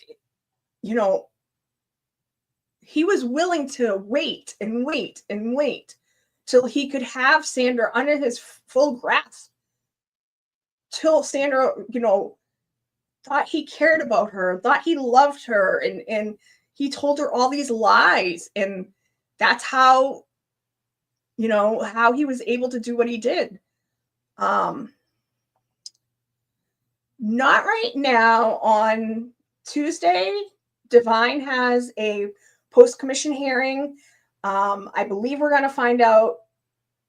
He'll have 2 more hearings, pre-conference hearings, and then I believe the judge said they will set up the actual time for when he goes in front of the post-commission. I'm hoping that'll be in, excuse me, in the summer. And on April 15th, Matthew Farwell has his next hearing. And the judge said in that hearing, the last hearing, that they're going to set for both sides to figure out a date to have the trial. And then the judge will set the Speedy Trial Act, and they have to bring it within 70 days of the judge, setting that. So right now there's a lull in the case, but hopefully we'll have some news next week that hopefully Divine will lose his license soon. It's insane that 4 years this has been going on, and he still has his license. He can't operate as a police officer right now, but he still has his license, and that's like insanity.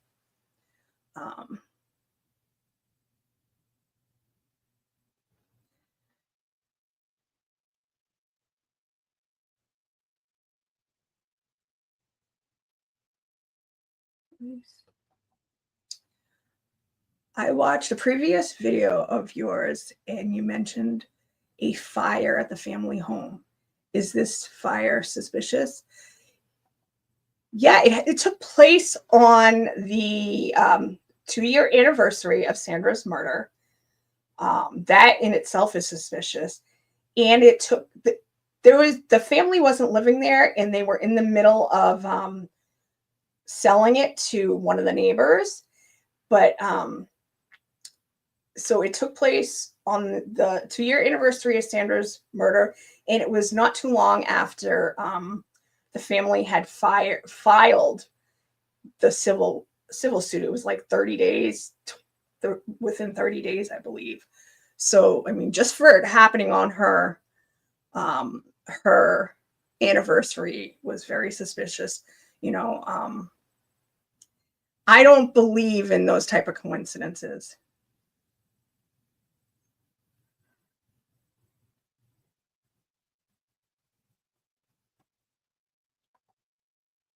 Remember that 70-day clock can often be told for weeks or months at a time. It's entirely possible he doesn't get in jail. Yeah, I think if he goes on trial, it'll be late fall or next year. The judge seems like she wanted to get this case moving, but you know, lawyers can bog things down. You know, they can try to slow it down.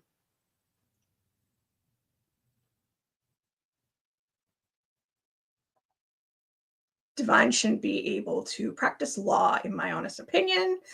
He did that to cover his butt. He was already in the works of becoming a lawyer. He actually became a lawyer right after her murder, after she was found.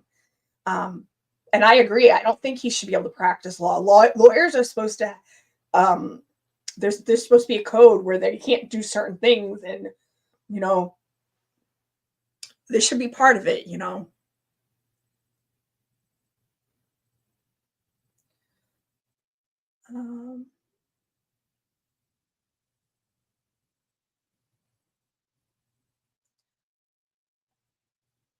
I'm not sure, but it might be tort, which is civil cases. So Divine is probably more his own lawyer than his lawyer is.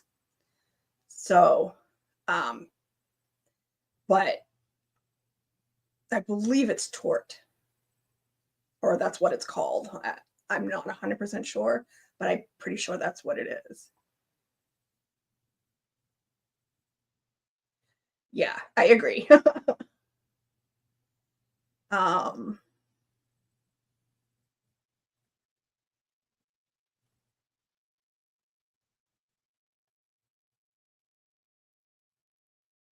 Yes, he does. Yes, he does.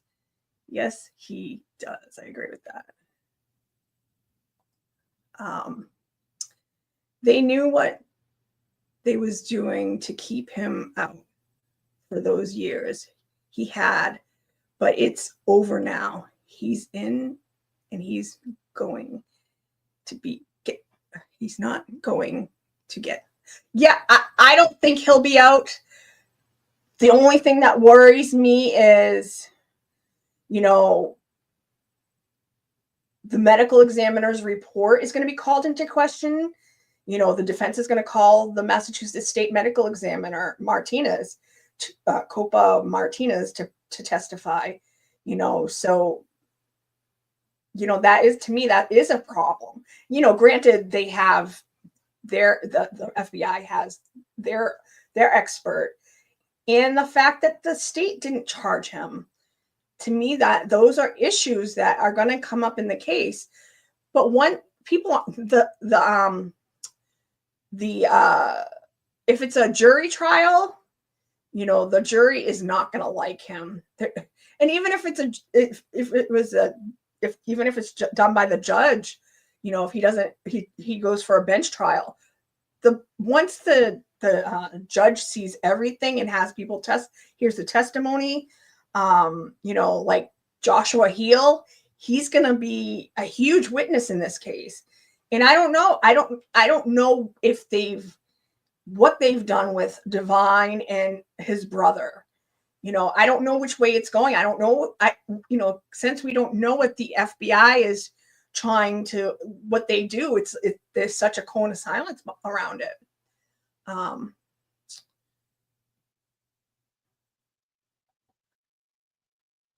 If I needed an ambulance, I saw any of the EMTs from Karen retrial, I would say never mind. Well, do you remember his name? It was Daniel Whitley. I think it's Whitley from Karen's trial. He is the one who came to Sandra to basically declare her dead. He's the one who was friends with I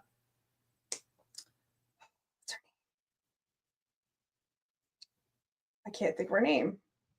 Carrie Roberts, who knew Carrie Roberts, who he was one of the EMTs who took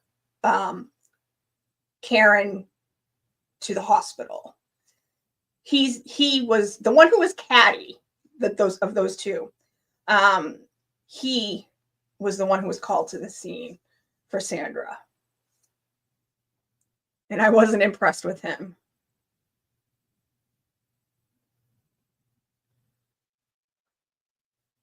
Yeah.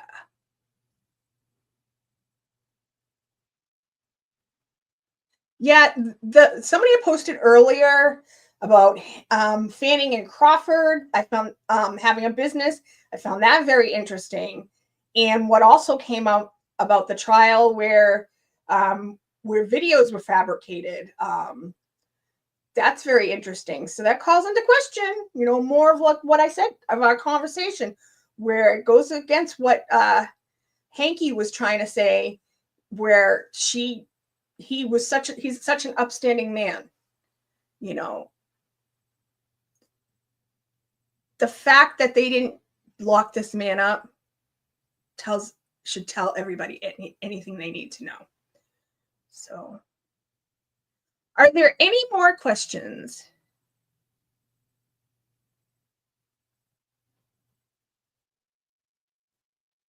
I'm not seeing any. I wanted to make sure that I told this story, and like I said, made sure that I showed some of this so I could show you guys what was actually in the text messages. How I feel good that I stood up and said I believe she was murdered to him, to Fanning, and I repeatedly stated it to him. But the fact that the FBI had to do the Massachusetts State Police's job, they had all this information in front of them.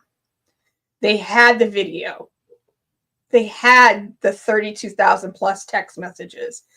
They had the crime scene where the necklace was found, which it was a family member who had to find that and bring it to them. They saw her body.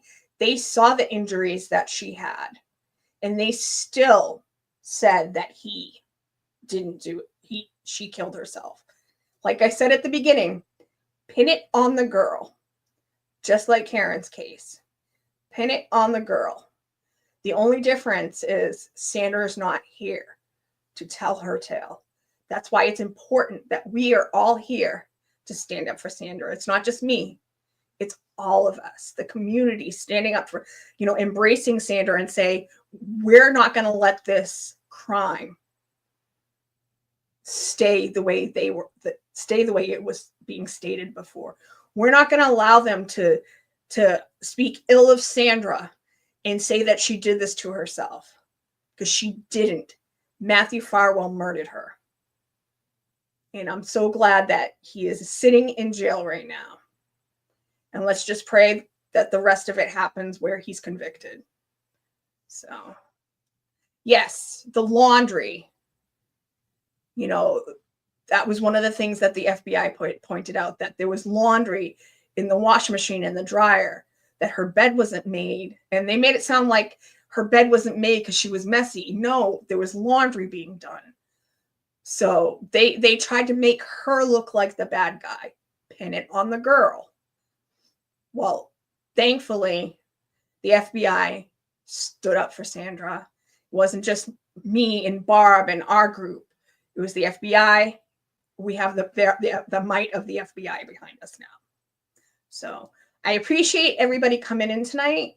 Thank you for watching. Thank you for spending some time with me. Please, before you head out, like this video and also subscribe. Again, I'll be doing a Robert Devine's hearing next Tuesday at 9:15. The hearing's at 9:30. So if you want to come watch that with me, if not, I know there are tons of creators, and I know a lot of you because I know a lot of the names. I see you in there, their chats, and I appreciate all the support you guys give me, in their chats and coming here to spend the night with me and helping to get this helps,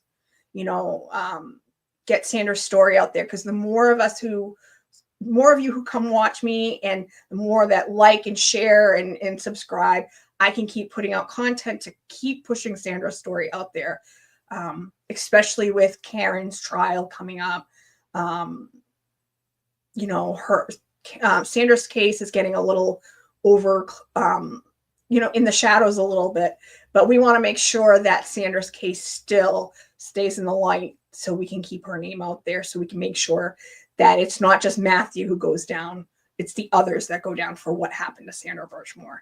So I appreciate you guys so much for coming to watch me, and you guys have a wonderful night. I am Mizzy. Oh, hold on.